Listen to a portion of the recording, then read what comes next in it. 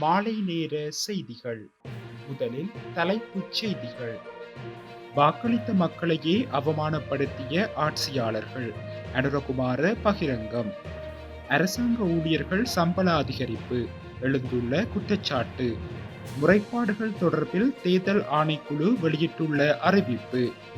யாழில் பிறந்து 16 நாட்களேயான ஆண் குழந்தை உயிரிழப்பு. வாக்களிக்கச் செல்லும் பயணிகளுக்காக விசேட பேருந்து சேவை. யாழில் ஜனாதிபதி தேர்தல் தொடர்பான முன்னாயத்த செயலமர்வு. அதிகரித்த பதற்றம். இரு நாடுகளுக்கான விமான சேவைகளை ரத்து செய்த பிரான்ஸ். தொடர்பென விரிவான செய்திகள். இலங்கையின் முன்னாள் ஆட்சியாளர்கள் தமக்கு வாக்களித்த மக்களையே அவமானப்படுத்தியுள்ளதாக தேசிய மக்கள் சக்தியின் ஜனாதிபதி வேட்பாளர் அனுரகுமார திசாநாயக்க தெரிவித்துள்ளார். களுத்துறையில் நேற்றைய தினம் இடம்பெற்ற தேசிய மக்கள் சக்தியின் இறுதி பிரச்சார கூட்டத்தின் போதே அவர் மேற்கண்டவாறு குறிப்பிட்டுள்ளார். அதன்போது தொடர்ந்தும் உரையாற்றிய அவர், இதுவரை நல்ல அபிலாஷைகளுடனும் அரசாங்கத்தை கொண்டுவர நம்பிக்கையுடனும் மக்கள் வாக்களித்தனர். 2015 ரணில் மைத்திரி அரசாங்கத்தை அமைப்பதற்கு லட்சக்கணக்கான மக்கள் வாக்களித்தனர். பின்னர் கோட்டாபய அரசாங்கத்தை கொண்டுவர 6.9 மில்லியன் மக்கள் வாக்களித்தனர். எனினும் ஆட்சியாளர்கள் தமக்கு வாக்களித்த மக்களை குறுகிய காலத்திலேயே அவமானப்படுத்தினர். எங்களுக்கு வாக்களிக்கும் மக்களின் கண்ணியத்தை பாதுகாப்போம் என்று உறுதியளிக்கின்றோம். எங்கள் வெற்றியில் அனைவரும் பங்கு கொள்ளுமாறு கேட்டுக்கொள்கின்றோம். எங்கள் மீது வைத்துள்ள நம்பிக்கையை தக்க வைத்துக் கொள்ள நாங்கள் பொறுப்புடன் செயற்படுவோம். பழைய தோல்வியுற்ற பொருளாதார கொள்கைகள் மற்றும் நவீன உலகம் மற்றும் உலகின் புதிய போக்குகள் ஆகியவற்றுடன் ஒத்துப்போக தவறியதால் நாடு பொருளாதார குறைபாடுகளை சந்தித்தது. இப்போது தேசிய மக்கள் சக்திக்கு அதிகாரத்தை மாற்றுவதற்கான நேரம் இது. அரசாங்க ஊழியர்களுக்கு தபால் மூல வாக்களிப்பு நெருங்கிய போது சம்பள அதிகரிப்பை அறிவித்தமையானது தேர்தல் சட்டங்களை மீறும் செயல் என குற்றச்சாட்டு எழுந்துள்ளது. குறித்த குற்றச்சாட்டானது தேர்தல் வன்முறைகளை கண்காணிப்பதற்கான நிலையத்தின் தலைவர் பேராசிரியர் அர்ஜுன பராக்கிரமவால் முன்வைக்கப்பட்டுள்ளது. கொழும்பில் நேற்று இடம்பெற்ற ஊடக சந்திப்பிலேயே அவர் இவ்வாறு தெரிவித்துள்ளார். அவர் மேலும் கூறியுள்ளதாவது, தேர்தல் வன்முறைகள் தொடர்பாக எங்களிடம் 125 முறைப்பாடுகள் உள்ளன. ஆனால் 30 முறைப்பாடுகள் மட்டுமே தேர்தல்கள் ஆணைக்குழுவில் பதிவு செய்யப்பட்டுள்ளன. அரசு அதிகாரம் தவறாக பயன்படுத்தப்பட்டு இந்த தேர்தலின் தன்மையை கூட மாற்ற முடியும். வாகன இறக்குமதி தொடர்பில் எடுக்கப்பட்ட தீர்மானம் தொடர்பாக 5 அரச ஊழியர்களின் பணி இடைநிறுத்தப்பட்டுள்ளது.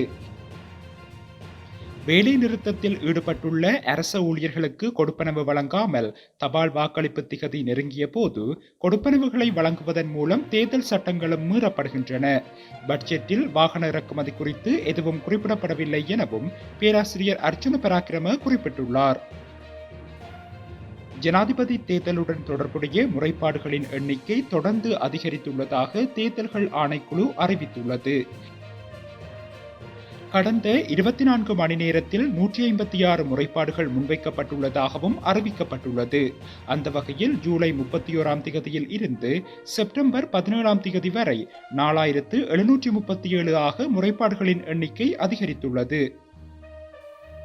யாழில் பிறந்து 16 நாட்களேயான ஆண் குழந்தையொன்று கிருமி தொற்றினால் உயிரிழந்துள்ளது.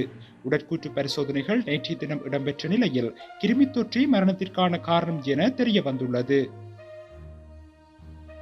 இதன்போது மின்சார நிலைய வீதி சுன்னாகம் பகுதியைச் சேர்ந்த நிரோராஜ் செல்வரதி என்ற தம்பதிகளின் குழந்தையே இவ்வாறு உயிரிழந்துள்ளது. குறித்த குழந்தை கடந்த 1ஆம் திகதியன்று தெல்லிப்பளை வைத்தியசாலையில் பிறந்துள்ளது.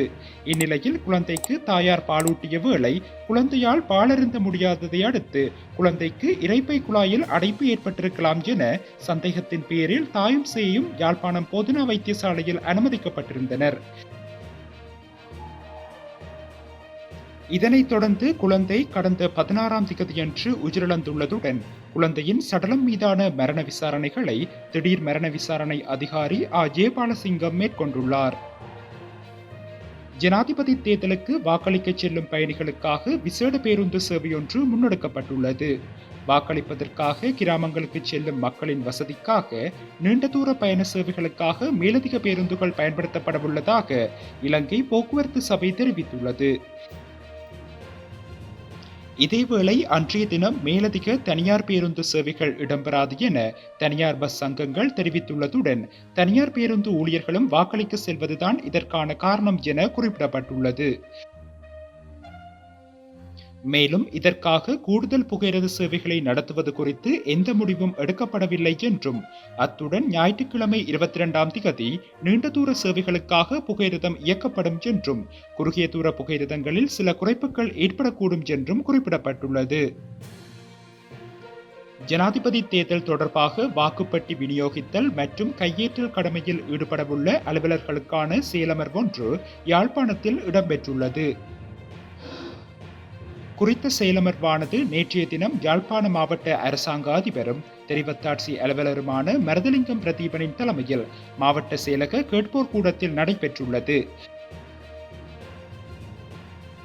இதன்போது கருத்து தெரிவித்த தெரிவத்தாட்சி அலுவலர், எதிர்வரும் 21ஆம் திகதி நடைபெறவுள்ள ஜனாதிபதி தேர்தலில் வாக்கெண்ணும் நிலையமான யாழ்ப்பாணம் மத்திய கல்லூரியில் 41 நிலையங்களானது 511 வாக்களிப்பு நிலையங்களுக்கும் வாக்குப்பட்டிகளையும் வாக்குச்சீட்டுகளையும் அதற்குரிய இதர ஆவணங்களையும் விநியோகிக்கும் மற்றும் கையேற்கும் நிலையமாக செயற்படவுள்ளது. அத்துடன் அந்த நிலையங்களுக்கு உதவி தெரிவத்தாட்சி அலுவலர்களாகவும் மற்றும் சிரேஷ்ட தலைமை தாங்கும் அலுவலர்களாகவும் நியமிக்கப்பட்ட அலுவலர்களின் பங்களிப்பானது காத்திரமானது. மேலும் எதிர்வரும் 20ஆம் திகதி காலை யாழ்ப்பாணம் மத்திய கல்லூரியிலிருந்து வாக்களிப்பு நிலையங்களுக்கு செல்லும் சிரேஷ்ட தலைமை தாங்கும் அலுவலர்களுக்கு உரிய வகையில் வாக்குப்பட்டிகளையும் வாக்குச்சீட்டுகளையும் இதர ஆவணங்களும் கையளிக்கப்படும். இதேவேளை 21ஆம் திகதி வாக்களிப்பு நிறைவடைந்த பின்னர் சிரேஷ்ட தலைமை தாங்கும் அலுவலர்களால் கையளிக்கப்படவுள்ள வாக்குப்பட்டிகளையும் இதர ஆவணங்களையும் உரிய வகையில் பெற்றுக்கொள்வதில் மிக வினைத்திறனாக செயற்பட வேண்டும் எனவும் அவர் தெரிவித்துள்ளார். மத்திய கிழக்கில் உள்ள முக்கிய 2 நாடுகளுக்கும் இடையிலான விமான சேவைகளை ஏர் பிரான்ஸ் ரத்து செய்துள்ளதாக தெரிவிக்கப்பட்டுள்ளது. மத்திய கிழக்கில் தொடர்ந்து அதிகரித்து வரும் பதற்றங்கள் காரணமாக இந்த தீர்மானம் எடுக்கப்பட்டதாக ஏர் பிரான்ஸ் நிர்வாகம் விளக்கம் அளித்துள்ளது. இதன்படி இஸ்ரேலின் டெல் அவிவ் மற்றும் லெபனானின் பெய்ரூட் ஆகிய நகரங்களுக்கு இடையிலான விமான சேவைகளே இவ்வாறு ரத்து செய்யப்பட்டுள்ளன. குறித்த பிரதேசங்களின் நிலைமைகள் கண்காணிக்கப்பட்டதன் பின்னர் மீண்டும் விமான சேவைகள் ஆரம்பிக்கப்படும் எனவும் தெரிவிக்கப்படுகின்றது. இந்த நிலையில் இஸ்ரேலின் மொசாட் உளவு அமைப்பினால் லெபனான் முழுவதிலும் ஹிஸ்புல்லாக்களை இலக்காக கொண்டு பேஜர் வெடிப்பு தாக்குதல் ஒன்று நடாத்தப்பட்டது. அதில் 9 பேர் உயிரிழந்துள்ளதுடன் 2000த்திற்கும் மேற்பட்டவர்கள் படுகாயம் அடைந்தனர். இதன் காரணமாக லெபனானில் செயற்பட்டு வரும் ஈரான் ஆதரவு ஹிஸ்புல்லா அமைப்பு இஸ்ரேலுக்கு பதிலடி நிச்சயம் என அறிவித்துள்ள நிலையில் மத்திய கிழக்கில் மீண்டும் பதற்றம் அதிகரித்துள்ளது.